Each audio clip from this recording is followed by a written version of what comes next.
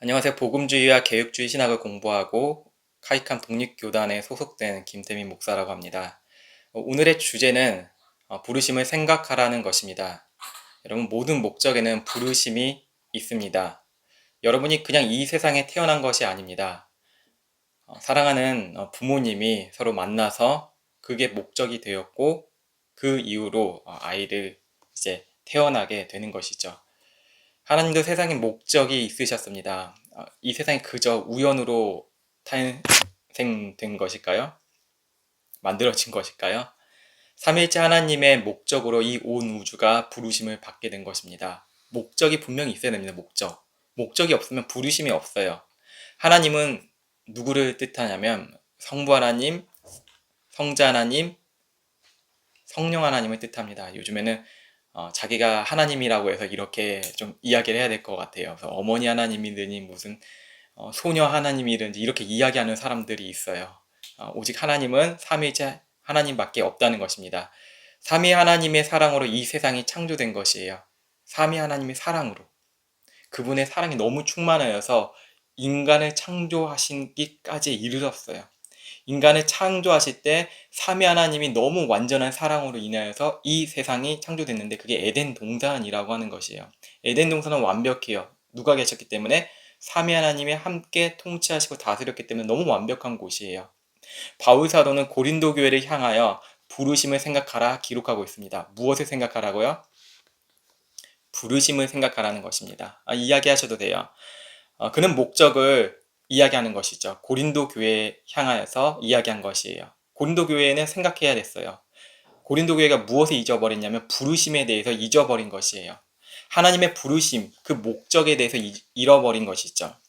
하나님의 목적을 망각한 그들은 무엇을 생각하냐면 육체가 편한 것, 육체가 자랑하고 싶은 것, 그게 목적이 된 것이에요. 교회가 육체의 자랑을 하게 되면 하나님의 부르심에 대한 목적을 상실해요. 교회가 타락됐다고 이야기하잖아요. 교회가 문제가 생겼다.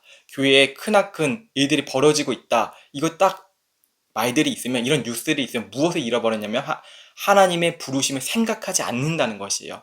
하나님의 부르심, 고귀한 부르심을 생각하지 않으면 교회 안에서 사람들이 모이잖아요. 그러면 이제 으스대는 것들을 자랑해. 자기가 이제 좀 더 잘생겼다. 오늘은 화장을 좀 더 예쁘게 해서 사람들이 잘 보여야지. 아니면 내 성가대 목소리가 저 사람보다 더 크게 꾀꼬리같이 아름답게 보여줄 거야 라는 것으로 통한다는 것입니다. 아니면 주차장 봉사를 하잖아요. 주차는 나 정도 돼야지. 정과 오와 열이 쫙 맞아야지. 주차는 이 정도 안내해야지. 이런 것들을 자랑하기 시작한다는 것입니다. 우리의 부르심에 대한 하나님의 목적은 교회로 너희를 부르셨는데 너희들이 그 목적에 대해서 생각조차 안 하고 있어. 고린도 교인들아. 이 고린도 교인뿐만 아니라 우리들까지도 동일한 교회로서 이야기하고 있는 것입니다.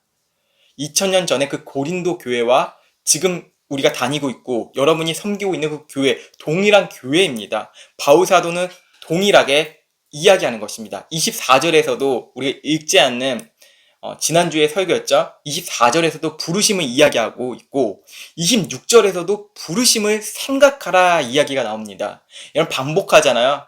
야! 야! 야! 뭐죠? 강조하는 거예요. 똑바로 말 들어야지. 한 번만 이야기하는 것이 두 번 얘기하면 강조하는 것이죠.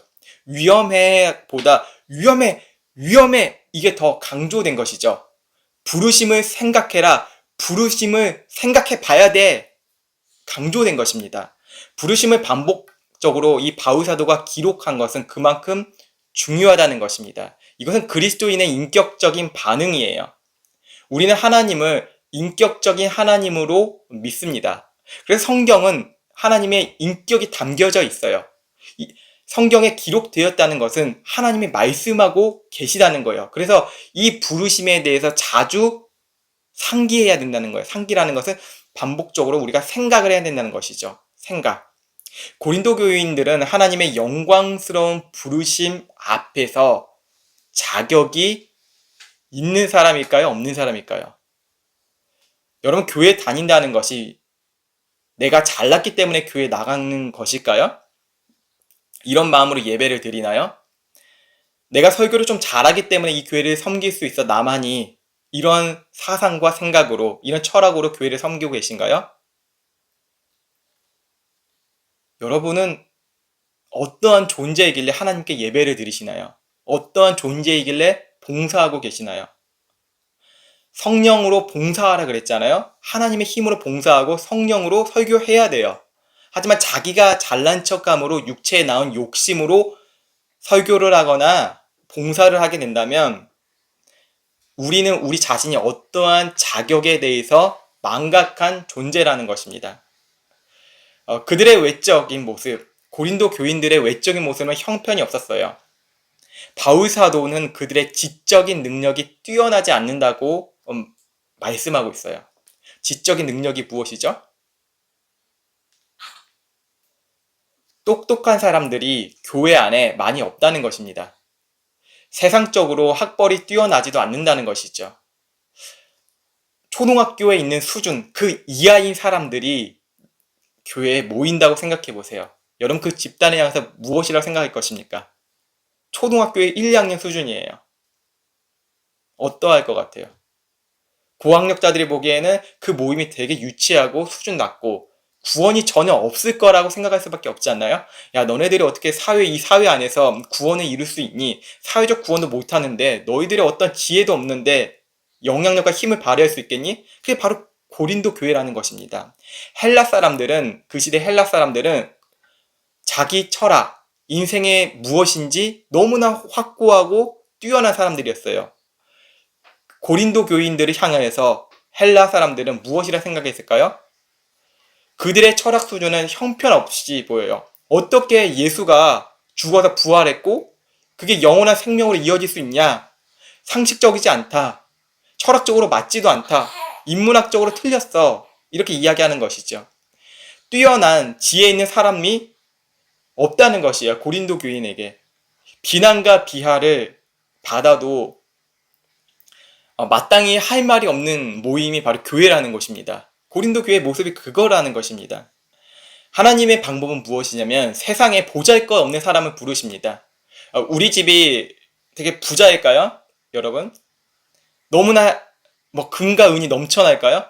우리 친구들이 좋아하는 일론 머스크 너무나 돈이 많잖아요. 부자 아들, 부자 자녀, 부자 딸로 태어났습니까? 그렇지 않잖아요. 하나님은 왜 연약하고 없이 사는 사람들, 이렇게 나약한 사람들을 하나님께서 부르셨을까요? 아브라함을 부르실 때도 그게 엄청 대단했을까요? 이름이 없는 사람이었어요. 야곱과 모세를 부르실 때도 다윗이 형들보다 정말로 하찮은 모습이 있었어요.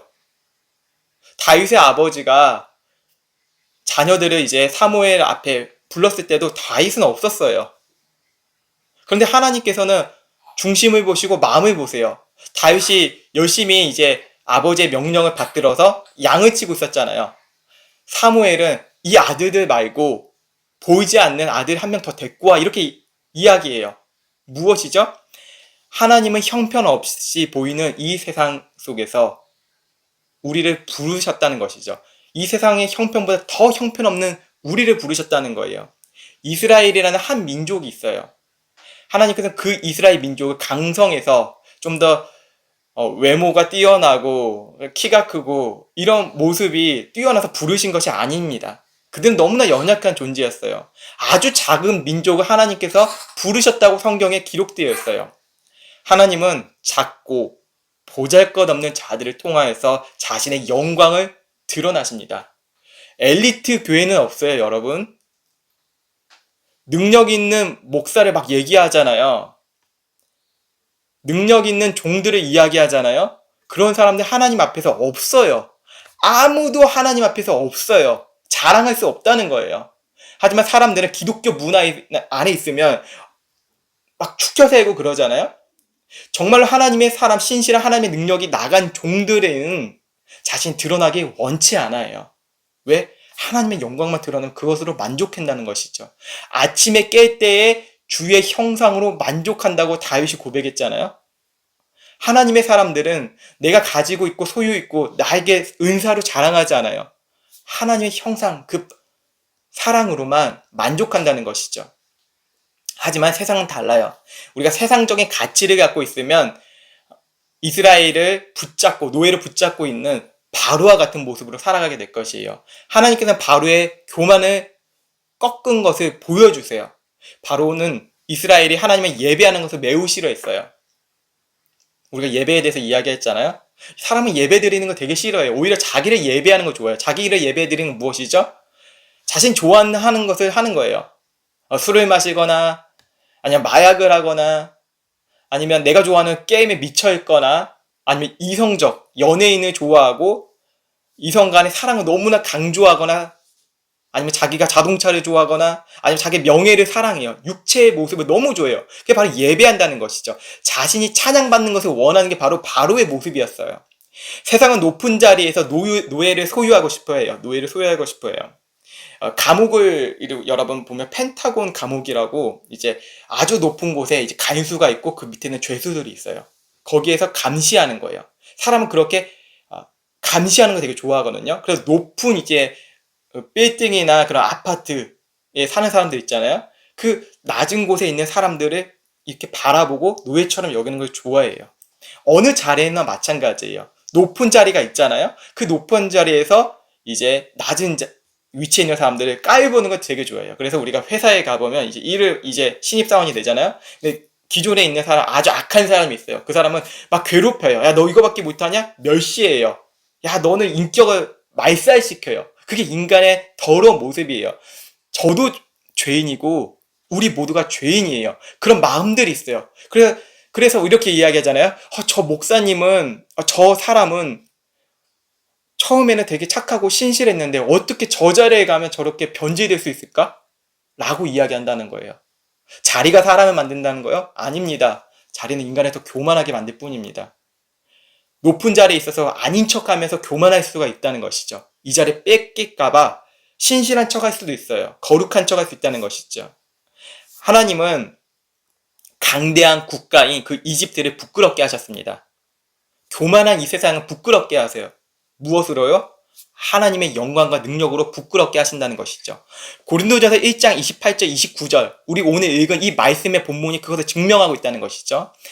읽겠습니다. 들어보십시오. 하나님의 말씀을. 하나님께서 세상에 천한 것들과 멸시받는 것들과 없는 것들을 택하사, 우리 아까 없이 산다는 우리 이런 표현 했잖아요. 우리가 대단한 부자가 아니라는 것을 여기서 이야기하고 있는 것이에요.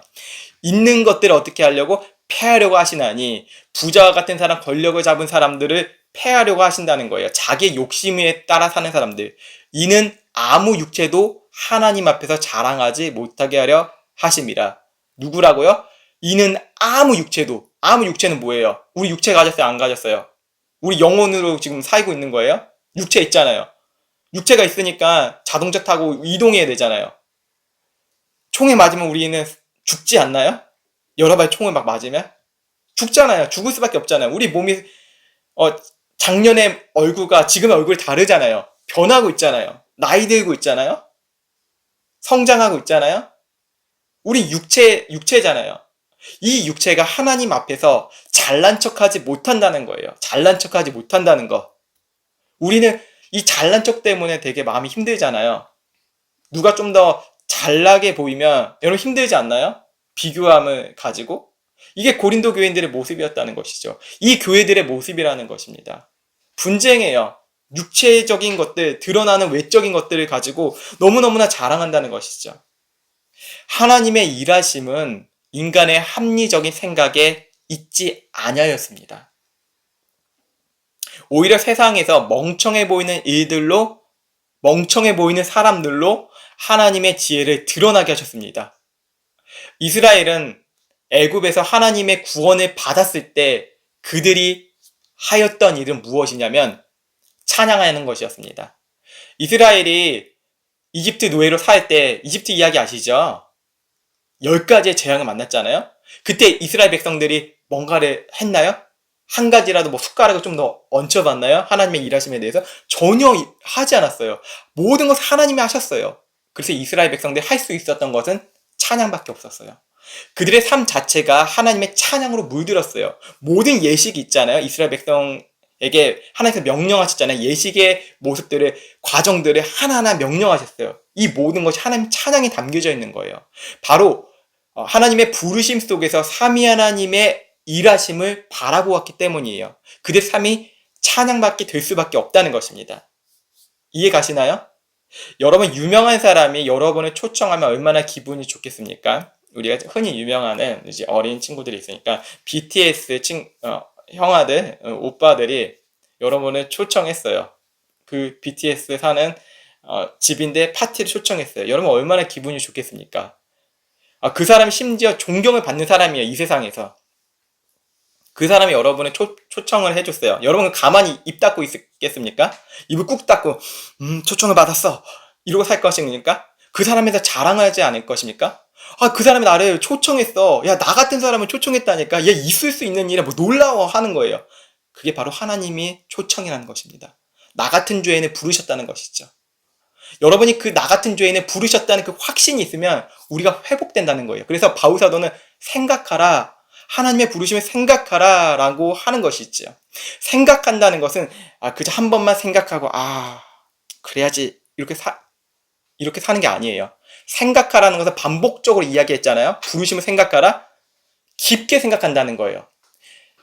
요한계시록에는 이제 우리가 교회들이, 일곱 교회가 되게 불완전했어요. 그때 한 교회를 향하여서 예수님께서 이렇게 얘기하세요. 너희가 어디에서 떨어진지 생각해보라. 이렇게 말씀하세요. 무엇이죠? 너희가 구원 받았잖아. 이 구원을 다시 생각해봐. 우리 이렇게 이야기할 수 있어요. 여러분, 부르심은 구원을 받는 그 자체예요. 이스라엘을 하나님께서 부르셨잖아요. 이끌어내셨잖아요. 예배하게 하려고. 그래서 출애굽 다음에 레위기가 나오잖아요. 예배로 부르심을 받았다는 거예요. 그렇다면 여러분, 무엇을 예배하고 있나요? 여러분 자신이 예배하고 있으면 내가 하나님의 부르심에 대해서 잊고 살았다는 것입니다. 여러분, 하나님이 아닌 다른 것을 예배하고 있으면 내가 하나님의 부르심이 하찮고 내 영광이 더 중요하다는 것입니다. 내 명예가 더 중요하다는 거예요. 이해 가시나요? 하나님이 여러분을 부르신다는 그 확신이 여러분 안에 있으면 우리는 주변 사람들 있잖아요. 친구나 가족 중에 예수님 믿지 않는 사람이 있어요. 친구들 중에 예수님 믿지 않는 친구들이 너무 많아요. 회사에서 예수님 믿지 않는 사람들이 너무너무 많아요. 그때 우리는 누구 드러낼 수 있죠? 주님만을 드러낼 수밖에 없습니다. 왜냐하면 내가 예수님을 믿는 것이 너무나 기적이고 말도 안 되는 일이라는 것이죠. 하나님의 초청은 우린 말도 안 되는 일이에요. 그냥 모태신앙이어서, 모태신앙 자체는 없죠. 모태가 어떻게 모태신앙이겠습니까? 모태에서 우리가 고백했나요? 하나님께서 작정하시고 불러주셨기 때문에 너무 놀라운 일이지 않나요? 내가 지금 이 자리에 예배하는 거 당연한 건가요? 당연하다니까 하나님의 영광이 없는 거예요. 우리 안에서. 종교인으로 되는 거예요. A.W. 토저의 책을 제가 요즘에 읽고 있는데, 최근에 그 A.W. 토저의 책을 읽으면서 한 가지 발견했는데, A.W. 토저 목사가 이렇게 이야기했어요. 세상의 프로그램이라는 그 형식을 교회가 갖고 왔다는 거예요. 이 세상에. 프로그램, 무엇인지 아시죠? 세상의 프로그램 그 형체, 그 자체가 세상의 방식에 있는 것들인데, 그것을 가지고 이 프로그램이 교회의 예배 형식으로 바꿔치겠다는 것이죠. 이게 무엇이냐면, 인기를 얻기 위해서, 교회가 인기를 얻기 위해서, 자랑하기 위해서 쇼를 갖고 온 것이에요. 쇼를. 그래서 A.W. 토저 목사의 이 책 중에서 예배인가 쇼인가 책이 있어요. 한번 꼭 읽어보세요. 그러니까 쇼로 변질되는 거예요. 예배가 뭔가 더 화려하게, 사이키 조명 있잖아요. 막 돌아가는 조명들을 가지고 예배하고, 드럼이나 이거 없어도 예배할 수 있잖아요. 우리. 그렇죠. 기타 필요 없잖아요. 예배를 도울 수 있지만 없이 할 수 있잖아요. 근데 교회들이 그것을 다 이용해서 재정이 힘든 거예요. 모이는 교회들이 꼭 따라하는 거예요. 프로그램이잖아요. 프로그램을. 진짜 예배할 수 있는 건 무엇이냐면, 내가 부르심을 받은 그 확신 속에서 어디에 있던 간에 우리는 예배할 수 있다는 것입니다. 이 하나님의 부르심이 싹으로 취급하는 이 시대입니다. 프로그램에 이야기했잖아요. 전도 프로그램을 가지고 예배하잖아요. 영접 기도하겠습니다. 목사가 나와서 이야기를 해요. 어떤 프로그램과 막 이야기를 해요. 그러면서 당신은 그리스도인이 되었습니다. 이게 프로그램이라는 거예요. AW 토전 이걸 직시한 것이죠. 1900년도 초반에 살았던 사람이에요. 아니 어떻게 그 시대에 있는 사람이 선지자라는 거죠. 그 선지자 같은 그런 생각이 하나님께서 마음을 주셨어요. AW 토저를 통해서 말씀하고 계신다는 것이죠. 그 사람 죽었잖아요. 그 목사. 하지만 지금의 이 시대 속에서 반영되지 않습니까? 우리 그리스도인들은 어떤 프로그램, 잔치를 통하여서 내가 그리스도인 될 수 있는 것이 아니에요. 어디 있는 간에 하나님께서 나를 부르실 수 있다는 그 의식을 우리가 회복해야 된다는 것이죠. 그 의식이 회복되면 우리는 프로그램의 노예가 되지 않고 그리스도의 노예가 된다는 것입니다. 여러분 이해하십니까? 내가 하나님의 영광을 받으려고 할 때 모습은 어떤지 한번 생각해 보십시오. 저는 제가 하나님의 영광을 차지하려고 하는 모습들이 있을 때 어떤 일이 일어났냐면 하나님의 부르심에 대해서 망각했어요. 내가 죄인인지도 모르고 살아갈 때가 너무 많았어요. 왜냐면 마찬가지로 난 쇼맨십을 원했던 거예요. 예배 드릴 때도 어떻게 통성기도 세게 하고 그리고 찬양과 뭔가 감정을 사람들이 자아내고 설교할 때도 뭔가 감동적인 예화 이런 것들 막 유입해요. 그러면서 사람들이 뭔가 감동을 받고 저에게 은혜 받았으면 저희가 뭔가 영광을 받는 거예요. 교묘하지 않나요? 이게 사탄이 하는 일이에요. 사탄은 그거 너무나 사랑해요. 저 같은 목사들이 부르심과 상관없이 내 만족과 내 영광 그것을 균열이 나게 계속 공격을 한다는 것입니다. 그래서 우리는 세상을 바라볼 때 더 심해진다는 것이죠. 그게 바로 인간의 방식이잖아요. 프로그램의 방식이고. 그래서 우리는 부르심에 대해서 다시 생각해 봐야 됩니다. 그것은 무엇이냐면 그리스도께 다시 복음 앞에 서야 된다는 것입니다. 이해하십니까? 이게 복음입니다. 하나님께서 하신 일들을 다시 생각하는 것. 하나님의 일하심을 다시 한번 바라보는 것. 진지하게 생각해 보십시오. 우리의 부르심이 어디에서 떨어졌는지, 어디에서 희미해졌는지, 하나님을 희미하게 바라보았는지 다시 한번 생각해 보십시오. 그리고 우리에게 주신 이 성경 말씀을 깊게 묵상하시면서 다시 한번 여러분의 우리의 삶의 예배가 무엇을 내가 예배하고 있는지 한번 생각해 보십시오.